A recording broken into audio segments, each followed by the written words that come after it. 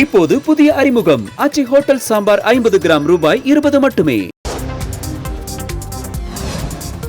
2026 தமிழக சட்டப்பேரவை தேர்தலில் 3 கூட்டணிகள் போட்டியிட வாய்ப்புள்ளதாக பள்ளிப்பாளையத்தில் நடைபெற்ற ஜோதிடர் சங்க மாநாட்டில் பங்கேற்ற மந்த்ராச்சலம் என்ற ஜோதிடர் தெரிவித்திருக்கிறார்.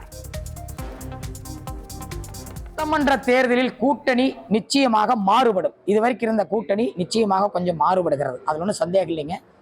இதில் திராவிட முன்னேற்ற கழகத்துடைய தலைமையில் ஒரு சில கூட்டணி, ஒரு சில கட்சிகளுடைய கூட்டணி, அனைத்து இந்திய அண்ணா திராவிட முன்னேற்ற கழகத்துடைய கட்சி சார்பில் ஒரு கூட்டணி, இது இல்லாமல் மூன்றாவதாக ஒரு கூட்டணி பிரகாசமாக அமையும்.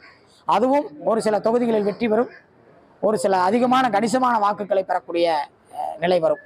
அவர்களும் முதலமைச்சர் கனவுல தான் இறங்குறாங்க, அதுல ஒன்றும் சந்தேகமே கிடையாது. 3 அணி பெரிய அளவில் தான் போட்டி போட போகுது.